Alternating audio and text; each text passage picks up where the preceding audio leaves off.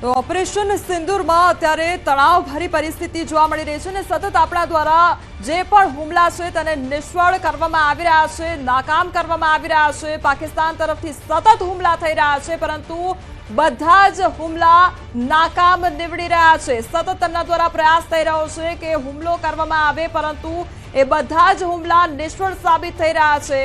બીજી તરફ જે પણ સરહદી વિસ્તારો છે ત્યાં આગળ બ્લેકઆઉટ કરી દેવામાં આવ્યું છે। સાંજના સમયગાળાથી જ બ્લેકઆઉટ કરવામાં આવ્યું છે અને જે પણ દુશ્મનો છે, જે પણ તેમના દ્વારા એર સ્ટ્રાઇક કરવાનો અથવા તો જે પણ હવાઈ હુમલો કરવાનો પ્રયાસ કરવામાં આવી રહ્યો છે તે બધા જ નિષ્ફળ સાબિત થઈ રહ્યા છે, કારણ કે નીચે બધે જ અંધારપટ જોવા મળી રહ્યો છે।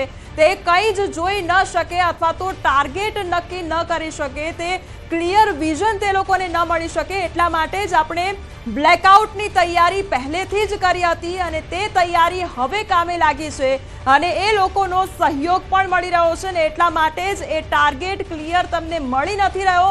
અને એ સિવાય પણ જો વાત કરવામાં આવે તો આપણા દેશ તરફથી જે સુદર્શન ચક્ર ફેરવવામાં આવી રહ્યું છે તેના કારણે તમામ જે તેમના ડ્રોન છે તે નેસ્તો નાબૂદ થઈ રહ્યા છે, પરંતુ તેમ છતાં પણ નાપાક પાકિસ્તાનની હરકતો હજુ પણ એવી ને એવી જ જોવા મળી રહી છે।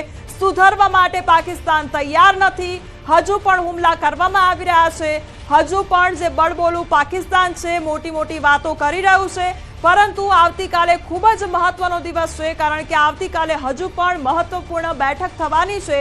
તમામ જે ત્રણ સેનાના જે પ્રમુખો છે તેમની સાથે બેઠક થવાની છે, એટલે તેમાં પણ ખૂબ મહત્વના મુદ્દાઓ પર ચર્ચા કરવામાં આવશે અને તેને લઈને પણ અપડેટ મળી શકે છે કે હવે આગામી સમયમાં કયા પ્રકારે કામગીરી કરવી છે। આ તમામ એ દ્રશ્યો જોઈ લે, તમામ એ તસવીરો જોઈ લઈએ કે જ્યાં આગળ બ્લેકઆઉટ કરવામાં આવ્યું અને તેમ છતાં પણ હુમલા થયા છે।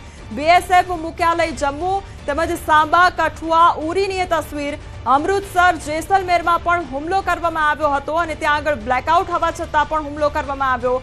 બનાસકાંઠામાં બ્લેકઆઉટ, કચ્છમાં બ્લેકઆઉટ અને કચ્છમાં તો અત્યારના સમયગાળા દરમિયાન એક ડ્રોન પણ જોવા મળ્યું અને તેને પણ નેસ્તો નાબૂદ કરવામાં આવ્યું છે। ફિરોઝપુર હોય, સાંબા, ઉરી હોય ત્યાં આગળ પણ હુમલો કરવામાં આવ્યો હતો અને તે તસવીરો પણ સામે આવી છે કે ત્યાં આગળ સતત ડ્રોન વડે હુમલો કરવામાં આવ્યો, પરંતુ એ તમામ હુમલા નિષ્ફળ સાબિત થયા છે, કારણ કે આપણે તમામ ડ્રોન નેસ્તો નાબૂદ કરી દીધા છે। ત્યારે પાકિસ્તાની ડ્રોન તોડી પાડવામાં આવ્યા છે। સતત પ્રયાસ થઈ રહ્યા છે પાકિસ્તાન તરફથી કે હુમલા કરવામાં આવે, પરંતુ એ બધા જ નિષ્ફળ સાબિત થઈ રહ્યા છે।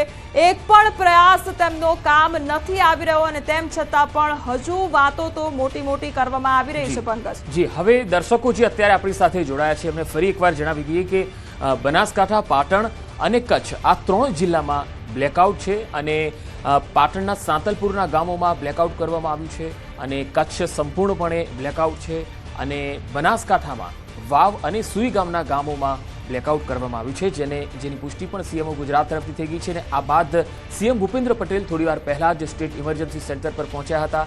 તેમણે અધિકારીઓ સાથે ચર્ચા કરી, સરહદી વિસ્તારના જિલ્લાની પ્રવર્તમાન સ્થિતિની માહિતી મેળવી। તેમની સાથે ગૃહ રાજ્યમંત્રી હર્ષ સંઘવી, મુખ્ય સચિવ પંકજ જોશી સહિત મુખ્યમંત્રીના અધિક મુખ્ય સચિવ એમ.કે. દાસ, મહેસૂલ વિભાગના અધિક મુખ્ય સચિવ ડોક્ટર જયંતિ રવિ અને વરિષ્ઠ સચિવો પણ ઉપસ્થિત રહ્યા હતા। સરહદી વિસ્તારમાં કયા પ્રકારની સ્થિતિ છે અને જરૂરી સૂચનાઓ જે આપવાની હોય છે એ પણ તેમને આપવામાં આવી હતી, જેથી સંભવિત પરિસ્થિતિને પહોંચી વળી શકાય।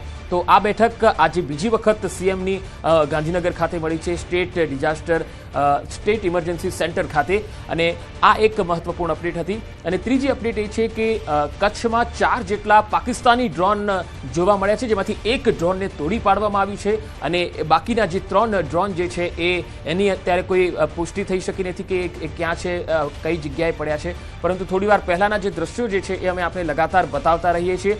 ત્યારબાદ હવે જમ્મુથી રાજસ્થાનની સરહદ ઉપર જો આપણે આવીએ તો જમ્મુમાં લગાતાર એલઓસી પર અત્યારે ફાયરિંગ ચાલી રહ્યું છે। કુપવાડા ચોકીબાલ પાસે બોમ્બમારો થઈ રહ્યો છે પાકિસ્તાન દ્વારા, સરહદ પર સમયાંતરે ગોળીબાર પણ થઈ રહ્યું છે। લગભગ 8 વાગ્યાથી આ ગોળીબાર ચાલુ છે અને મોટા વિસ્ફોટના અવાજ પણ જમ્મુમાં આવી રહ્યા છે। બોમ્બમારાને કારણે જમ્મુમાં લોકો પણ અત્યારે ગભરાટમાં છે। તો બીજી તરફ પંજાબની અંદર પણ કેટલીક ફાયરિંગ અને ડ્રોન હુમલા પાકિસ્તાન તરફથી થયા છે અને તેમાં ક્યાંક નાગરિકોને પણ ઈજા થઈ હોય એવા અહેવાલ છે, પરંતુ તેની હજુ પુષ્ટિ થવાની બાકી છે। ફિરોઝપુરની અંદર એક ડ્રોન વિમાન જે છે એ એક રહેણાંક વિસ્તારમાં પડ્યું હોવાના એક અહેવાલ છે, પરંતુ હજુ આ અંગે પુષ્ટિ થઈ શકી નથી। પરંતુ ત્યાંના જે એસએસપી છે ફિરોજપુરના ભૂપિન્દરસિંહ તેમણે કહ્યું છે કે 3 જેટલા લોકો જે છે એ ડ્રોન હુમલામાં ઘાયલ થયા છે. જો કે આ અંગેની વધુ માહિતી હજુ આવવાની બાકી છે. તો આ જ રીતે રાજસ્થાનના બાડમેર અને પોખરણમાં પણ પાકિસ્તાને ડ્રોન હુમલા કર્યા છે. ત્યાં ભારતીય વાયુસેનાએ તેને નાકામ કરી દીધા છે. ફિરોજપુરમાં 100 જેટલા ડ્રોન હુમલાઓ કર્યા. આ તમામને નાકામ કર્યા. તો જમ્મુમાં પણ 100 જેટલા હુમલા પાકિસ્તાન તરફથી ડ્રોન હુમલાઓ થયા છે. તેને પણ ભારતીય સેના તરફથી નાકામ કરી દેવામાં આવ્યા છે. તો ભારત સરકારની જો આગળ વાત કરીએ છીએ તો આજે થોડીવાર પહેલા જ વિદેશ મંત્રી પીએમ નરેન્દ્ર મોદીને મળવા દિલ્હી પહોંચ્યા. પીએમ આવાસ ખાતે એ બેઠક પણ પૂરી થઈ ગઈ છે અને હવે આવતીકાલે રક્ષામંત્રી રાજનાથસિંહ સેનાની 3 પાંખના વડાઓ સાથે બેઠક કરવાના છે. આ બેઠકમાં આગામી રણનીતિ નક્કી થવાની છે. સરહદ ઉપર હાલ ભારતીય સેના પાકિસ્તાની રેન્જર્સ અને પાકિસ્તાનના જે હુમલાઓ છે તેનો મુંહતોડ જવાબ પણ આપી રહી છે. પણ પાકિસ્તાન સુધરવાનું નામ નથી લઈ રહ્યો. આ અત્યાર સુધીનો અપડેટ છે.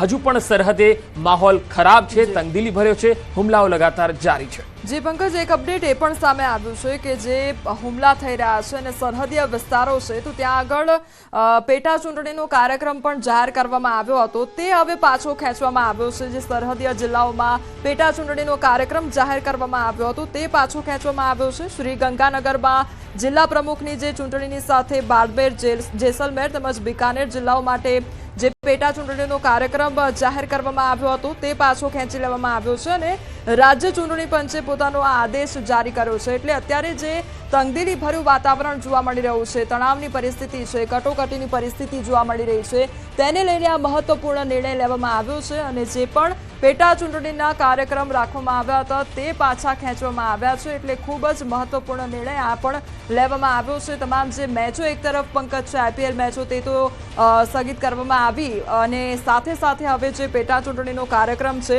તે પણ હવે સ્થગિત કરવામાં આવ્યો છે. કારણ કે અત્યારે પરિસ્થિતિ જે પ્રકારની છે.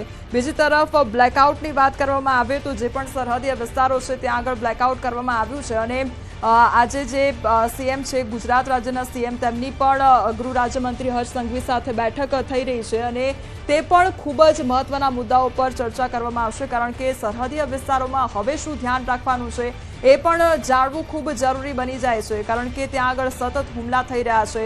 જે પાકિસ્તાન તરફથી ડ્રોન હુમલા કરવામાં આવી રહ્યા છે અને તેનો મુંહતોડ જવાબ આપણા દ્વારા આપવામાં આવી રહ્યો છે. તમામ જે પ્રયાસો થઈ રહ્યા છે તેને નિષ્ફળ આપણે કરી રહ્યા છે. એટલે એ પણ ત્યાં આગળની પરિસ્થિતિનો તાગ મેળવવો તે પણ એટલું જરૂરી બની જાય છે અને લોકો ડર ન અનુભવે અને લોકોમાં સંયમ જળવાઈ રહે, લોકો પેનિક ન કરે તે પણ એટલું જ જરૂરી બની જાય છે. અને એટલા માટે તંત્ર દ્વારા પણ સતત લોકોને અપીલ કરવામાં આવી રહી છે કે કોઈ પણ એવા મેસેજ, કોઈ પણ એવા વિડીયોઝ શેર કરવામાં ન આવે અથવા તો કોઈ પણ એ પ્રકારના વિડીયોઝ અથવા તો ખોટી જે માહિતી લોકો દ્વારા આપવામાં આવતી હોય છે તેના ઉપર લોકો દ્વારા વિશ્વાસ ન કરવામાં આવે તેને લઈને પણ સતત તંત્ર દ્વારા અપીલ કરવામાં આવી રહી છે. આ સાથે આગામી સમયમાં કયા પ્રકારે કામગીરી કરવામાં આવનાર છે અથવા તો આગામી સમયમાં કયા પ્રકારે આપણે હવે આગળની તૈયારી કરવાની છે તેને લઈને પણ સતત તેમના દ્વારા બેઠકો કરવામાં આવી રહી છે અને સતત આખા દિવસ દરમિયાન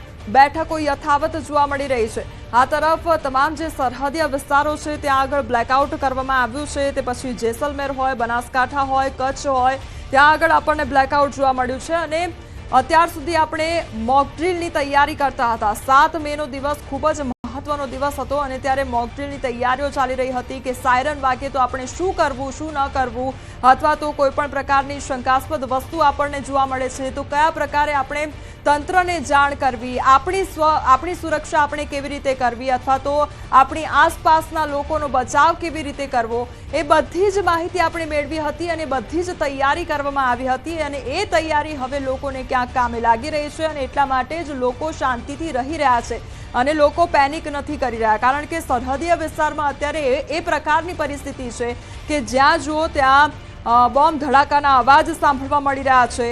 ડ્રોન આવી રહ્યા છે એટલે ડ્રોનને તોડી પાડવામાં આવી રહ્યા છે એટલે તેનો અવાજ સાંભળવા મળી રહ્યો છે. ગોળીબાર થઈ રહ્યો છે એટલે તેનો અવાજ સાંભળવા મળી રહ્યો છે. તેમ છતાં ત્યાંની જે સ્થાનિક પ્રજા છે, જે સામાન્ય પ્રજા છે તે શાંતિથી બેસી રહી છે, શાંતિથી તેમના ઘરમાં આરામ કરી રહી છે. કારણ કે તે લોકોને ખબર છે કે આપણે એટલા સક્ષમ છીએ અને આપણા તંત્ર દ્વારા એ પ્રકારની કામગીરી કરવામાં આવી રહી છે. આપણા જે જાબાઝ જવાનો છે તેમના દ્વારા સરહદીય વિસ્તાર પર અડગ રહીને તેમના દ્વારા કામગીરી કરવામાં આવી રહી છે અને એટલા માટે જ સરહદીય વિસ્તારના જે સ્થાનિકો છે તે અત્યારે શાંતિથી રહી રહ્યા છે અને કોઈ પણ પ્રકારનું પેનિક નથી કરી રહ્યા, કારણ કે સતત અમારા સંવાદદાતા દ્વારા પણ ત્યાંના જે સ્થાનિક લોકો છે તેમની સાથે વાતચીત કરવામાં આવી હતી. એ જે બનાસકાંઠાનો વિસ્તાર હતો ત્યાં આગળ 2 તાલુકામાં બ્લેકઆઉટ કરવામાં આવ્યો હતો. 2 તાલુકાના જેટલા પણ શહેરો હતા, 20 કે 21 જેટલા આઈ થિંક પંકજ શહેરો હતા કે ત્યાં આગળ બ્લેકઆઉટ કરવામાં આવ્યું હતું. તેમ છતાં પણ લોકો સાથે વાતચીત કરીએ એટલે લોકો એક જ વાત કરી રહ્યા હતા કે જે પણ અત્યારે કરવામાં આવી રહ્યું છે, બ્લેકઆઉટ થઈ રહ્યું છે, અમને વિશ્વાસ છે, કોઈ પણ પ્રકારનો ડર નથી, પેનિક નથી. હુમલાના અવાજ સાંભળવા મળી રહ્યા છે પરંતુ કોઈ અત્યારે લોકોમાં ડર નથી તેવું લોકો જ સામેથી કહી રહ્યા છે, એટલે એ પણ ખૂબ મહત્વની બાબત છે. પણ અને હાલ એક અપડેટ આવી રહ્યું છે કે એસ જયશંકરને આદિલ અલ જુબેર જે સાઉદી અરબના વિદેશ મંત્રી છે, આજે તેઓ શાહબાઝ શરીફને મળ્યા છે. સાઉદીના વિદેશ મંત્રી આજે પાકિસ્તાનના પીએમ શાહબાઝ શરીફને મળ્યા છે. આદિલ અલ જુબેર જેઓ ગઈકાલે એસ જયશંકરને મળ્યા હતા, આજે તેઓ પાકિસ્તાનના પીએમને મળ્યા છે અને તેમની સાથે તેમણે મુલાકાત કરી છે. એટલે સાઉદી અરબનું જે વલણ છે એ હંમેશા ભારત તરફી રહ્યું છે અને આતંકવાદની વિરુદ્ધમાં તેણે ભારતને ખુલીને સમર્થન પણ કર્યું છે. આજે તેઓ શાહબાઝ શરીફને મળવા પહોંચ્યા છે, ગઈકાલે એસ જયશંકરને મળ્યા હતા. આ એક તેમનો જે વિદેશ પ્રવાસ હતો, ભારતમાં પણ આવ્યા, ત્યાં પણ ગયા છે.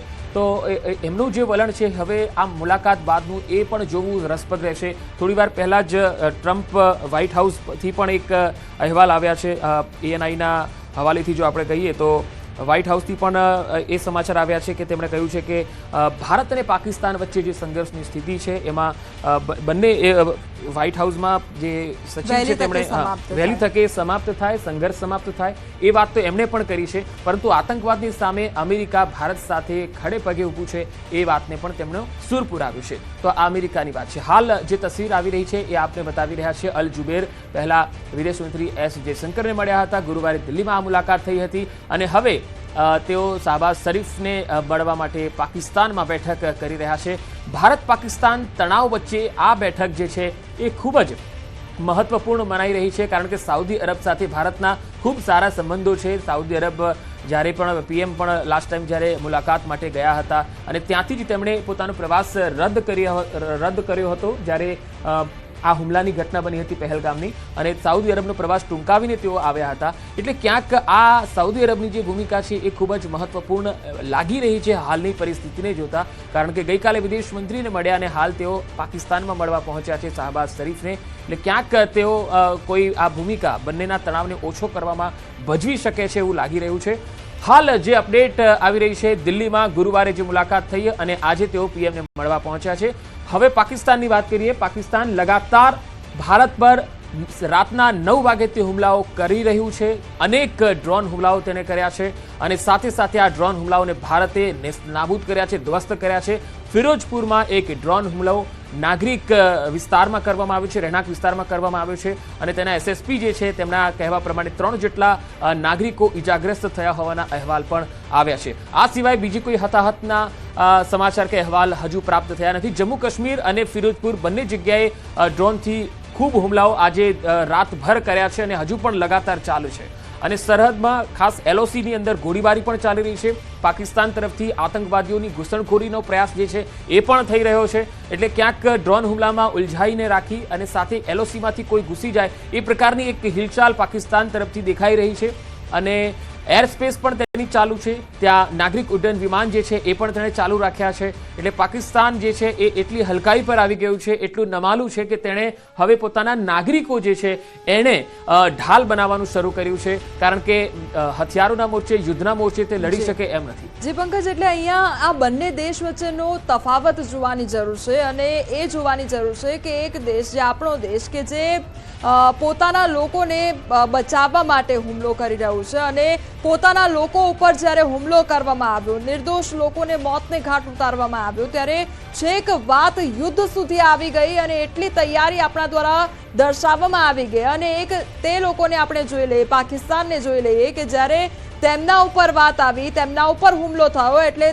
તેમના દેશના જે નાગરિકો હતા તેમને જ અહીંયા ઢાલ બનાવી દેવામાં આવી છે. એટલે આપણે પોતાના નાગરિકો માટે અહીંયા જંગ છેડી દીધી અને ત્યાં એ લોકોએ પોતાના નાગરિકોને જ મરવા છોડી દીધા અને એ જ વાસ્તવિકતા ત્યાંના લોકો પણ દર્શાવી રહ્યા છે।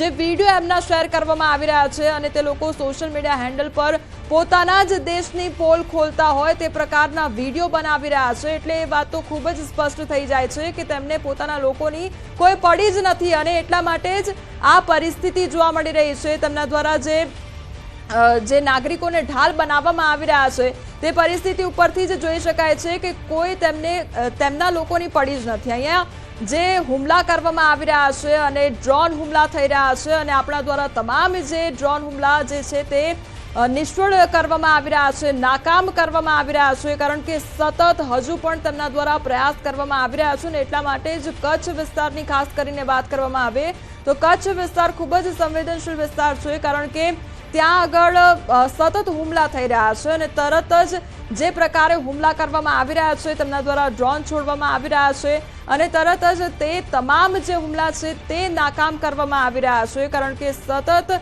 જે જાબાઝ જવાનો છે તેમના દ્વારા ખડેપગે રહીને જે સતત પ્રયાસો છે તે નિષ્ફળ નીવડાવવામાં આવી રહ્યા છે। બીજી તરફ તેમના દ્વારા જે પોતાના નાગરિકો છે તેમનો જ ઉપયોગ કરવામાં આવી રહ્યો છે અને બેઠકો તો અત્યારે સતત ચાલી રહી છે અને આવનારા દિવસોમાં હજુ પણ નવા જૂનીના એંધાણ જોવા મળી શકે છે।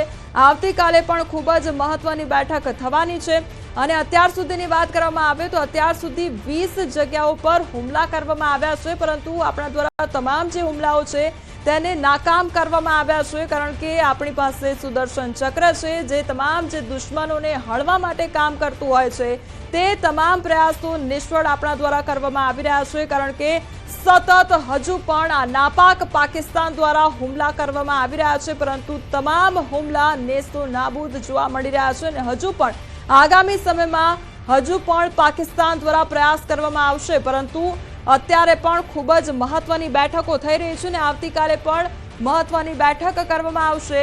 અને અત્યારે એક મોટું અપડેટ એ પણ સામે આવી રહ્યું છે કે પાકિસ્તાનની નાપાક હરકત તો જોવા મળી રહી છે અને ભારતના 26 શહેરો પર ડ્રોનથી હુમલા તો કરવામાં આવ્યા છે, ત્યારે ભારતીય સેનાને હાઈ એલર્ટ પર રાખવામાં આવ્યા છે। પરિસ્થિતિ પર સેનાની સતત નજર જોવા મળી રહી છે, સતત સેના દ્વારા નજર રાખવામાં આવી રહી છે અને પાકિસ્તાનની નાપાક હરકત જે જોવા મળી રહી છે તેમાં સેના દ્વારા સતત નજર રાખવામાં આવી રહી છે। 26 શહેરો પર ડ્રોનથી હુમલા કરવામાં આવ્યા છે, ત્યારે ભારતીય સેના હાઈ એલર્ટ પર છે અને તમામ જે હુમલા છે તે નિષ્ફળ કરવામાં આવ્યા છે, તે નાકામ રહ્યા છે, કારણ કે આપણે તમામ જે ડ્રોન જે અત્યાર સુધી ડ્રોન હુમલા કરવામાં આવ્યા છે તે તોડી પાડ્યા છે। 26 એવા શહેરો કે જ્યાં આગળ હુમલા કરવાના પ્રયાસ કરવામાં આવ્યા છે।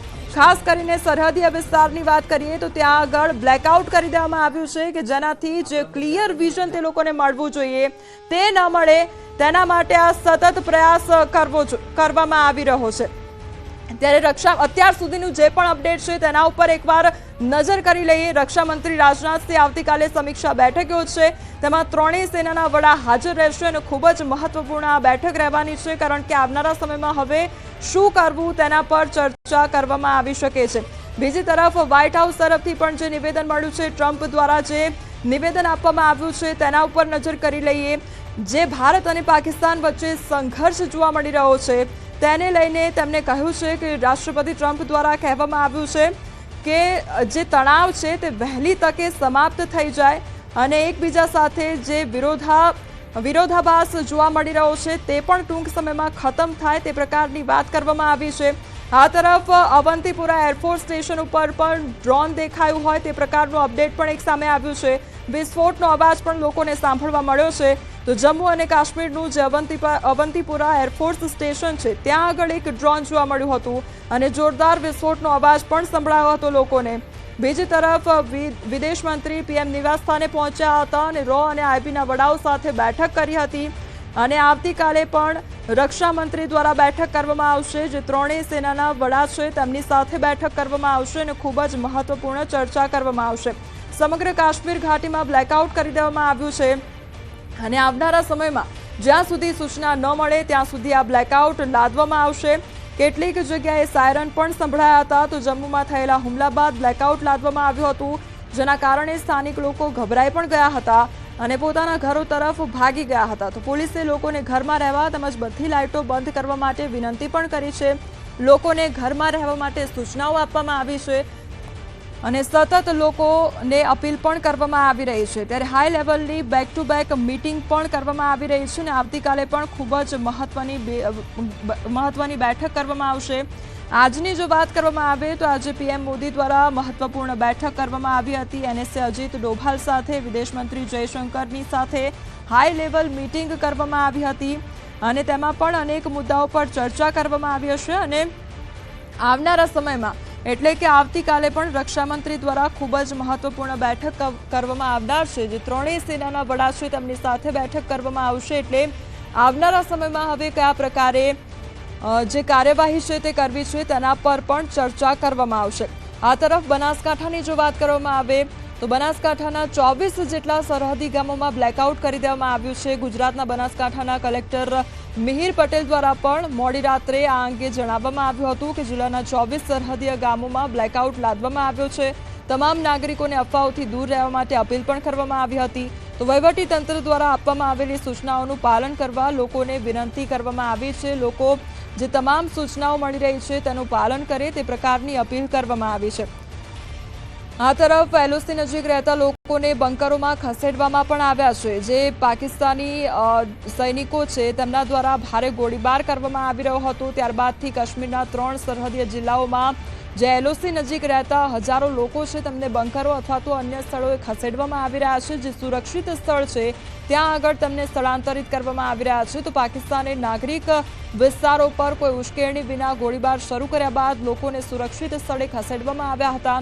તો પાકિસ્તાન દ્વારા જે નાપાક હરકત કરવામાં આવી રહી છે, જે સામાન્ય નાગરિકોને ટાર્ગેટ કરવામાં આવી રહ્યો છે અને કોઈ પણ પ્રકારની ઉશ્કેરણી વિના પણ ગોળીબાર શરૂ કરી દેવામાં આવ્યો છે. ત્યારબાદથી લોકોને સુરક્ષિત સ્થળે ખસેડવામાં આવી રહ્યા છે.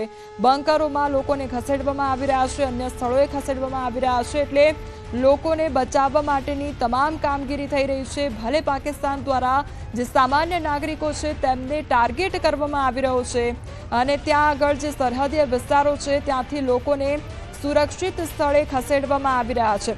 ત્યારે અન્ય અપડેટ પર પણ નજર કરી લઈએ તો પાકિસ્તાનના હવાઈ ક્ષેત્રમાં 11 પેસેન્જર વિમાનો છે તે જોવા મળ્યા છે. ભારત પર ડ્રોન હુમલા દરમિયાન પાકિસ્તાનના હવાઈ ક્ષેત્રમાં 11 પેસેન્જર ફ્લાઇટ્સ ઉડાન ભરી રહી હતી. જેથી ભારત બદલો ન લે તો દુબઈથી એક વિમાન લાહોરમાં પણ ઉતરવાનું છે.